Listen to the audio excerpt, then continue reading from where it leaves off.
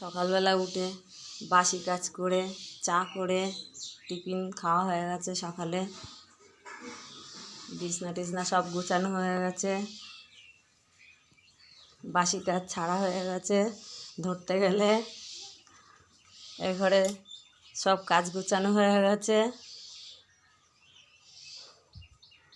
তোমরা দেখো,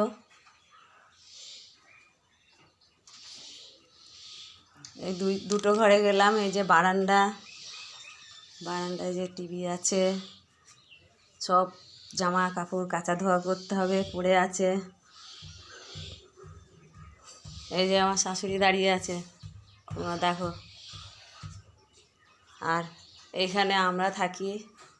আমার রান্নাঘর আমার মাথার কাছে, এখন রান্নাঘর নেই, এরকমভাবে চলছে।